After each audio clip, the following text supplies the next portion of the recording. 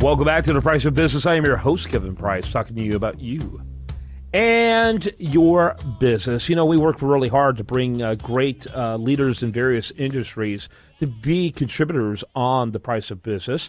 And one of my favorites is our friends over there at a company called Netrepid. That's Netrepid, Netrepid. Learn more about them at netrepid.com. They are really technology leaders coming up with effective services, efficient solutions, and expert strategies. And they're also doing a great job of bringing guests that helps us understand technology businesses in particular. Jonathan, welcome to the program. How are you, sir?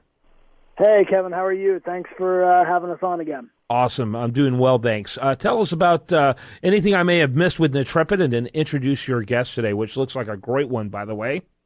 Yeah, absolutely. Netrepid is a cloud service provider based in Harrisburg, Pennsylvania. We provide co-location, infrastructure, and application hosting services to growing companies that are in technology and also outside of technology. So you can, and as you mentioned, you can learn more about us at netrepid.com. My guest today is Larry Kesslin from For Profit. For Profit, very good. Larry, welcome to the program. Why don't you start with your elevator speech? My elevator pitch. Well, For Profit's been in the business of helping solution providers become more profitable for the last 15 years. We have a team of expert guides, people that have industry experience. I start every one of our team calls off with everybody on this team has all the knowledge and wisdom they need to solve our customers' problems. So I'm not in the business of training our team on how to do what they do. We're in the business of recruiting amazing assets, amazing resources, amazing people to help solution providers get from where they are to where they want to go. Very good. Go ahead there with your first question, Jonathan. All right. So Larry is actually going to be a keynote speaker at the upcoming Next Gen Cloud Conference, NEXGEN Cloud Conference, next month in San Diego. And I wanted to, to kind of start. I think a lot of questions from you and I both, Kevin, will come from this. If Larry could just kind of give us a tease or give us an overview of what he's going to be talking to the solution providers who attend NextGen, what he's going to be talking to them about. Very good, yeah. Sure. Well, I've been at this journey for the last 20 years. I left my job at GE back in 1993, and I've been on this journey to try and figure out what it is that my skill set, how I can make a living, but more importantly, how I can make a difference in the world. And my journey has taken me to a point now where I've realized that most of the people that I meet, and especially in the technology industry, they look at people as assets, and they look at their companies as machines or computers or this industry that I've been involved in for over 20 years. And they look at all the people around us, and they just expect them to run the same way that machines do. And I've realized that what motivates humans, creatures on this planet, as animals, however you want to look at us, is that we need to be connected to each other. And what's happening now in our culture is that we're connecting at an amazing rate technologically. But the more technologically connected we become, I think the more emotionally disconnected we become. And I think what's happening in our workplace is that email and all these technical solutions are actually causing us more stress than they are solving problems, and that at the end of the day, business problems come with hair on their heads, and all these companies keep growing or trying to grow by choosing the right technology or choosing the right platform to move forward with. And at the end of the day, businesses are run and grown and built with people, not with technology. Yeah. And if we don't understand the people side of the business, I think that you're going to be missing an opportunity to grow your organization. Yeah, I think that's absolutely true. You know, what's interesting is that, you know, things like LinkedIn are supposed to be the great disruptor, your way of getting access to people that are hard to reach. I think it's having the exact opposite effect. I think it's having, don't get me wrong, I know there's great engagement stories. I even have a few of my own. But what is happening is that it's making it more and more difficult for us to engage in the real world. And it creates so much distraction and so much disruption. Unless you've got something with a lot of depth, it's really hard to get noticed in a way I think that it's never been like before. Well, I'll give you some statistics. I mean, 97% of most senior executives' calendar is scheduled by others. So if you're going from 30-minute meeting to 30-minute meeting to 60-minute meeting to 30-minute meeting for 8 to 9 hours a day, and then you're getting 500 emails a day, we've lost our time to process. We've lost our time to think, and we're just making instinctive, reactive decisions to big problems that need more time. So when there wasn't this much infrastructure, when there wasn't this much information flow, we actually had time to process these decisions that we're making.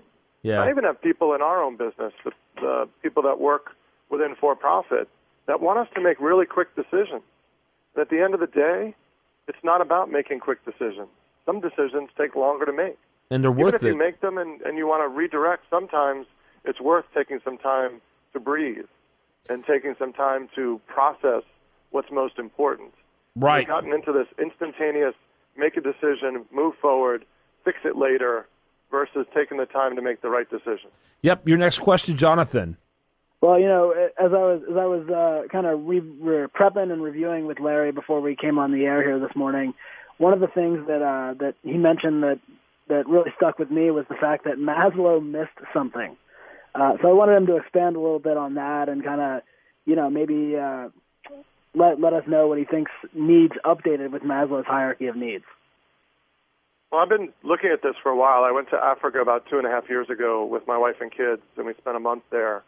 And in the last year or so, I've been to Nicaragua a couple of times, and I've been studying people that I went there. It's funny because a friend of mine here in San Diego said, if you want to go see poverty, just go to downtown San Diego. And I said, well, I think it's going to be different in different cultures. And I was right. I went to Africa. I went to these rural villages in northern Uganda. And the people there didn't know from anything other than the horizon. It was like going back to the 10th century, but they were happy. Even though they were in survival mode, and I think that's the issue, they were happy and they were joyous. And I hadn't seen that in the United States in a long time, and my kids noticed it as well. But when Maslow created his hierarchy of needs, first of all, it was 70 years ago, and the majority of our population was still in survival mode.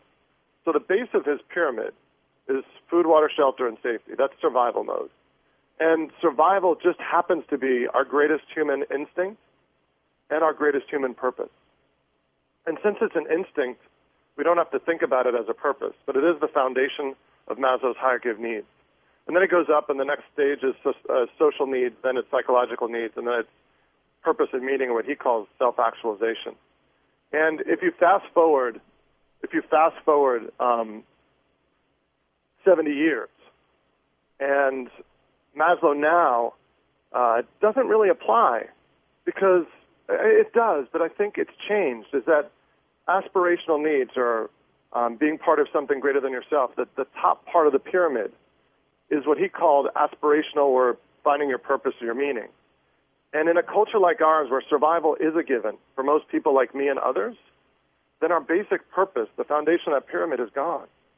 So I live in a world where I don't think about food, water, and shelter.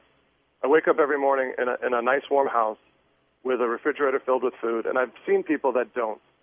And those people that are still in survival mode are insanely connected around purpose. Yeah. Around this concept of survival, which happens to be their purpose. So my contention is that I think Maslow was totally right in his time, and it still applies to billions of people on this planet. But there's still billions of people that are in this mode of past survival, where they've lost the realization that purpose and meaning is the foundation of our lives.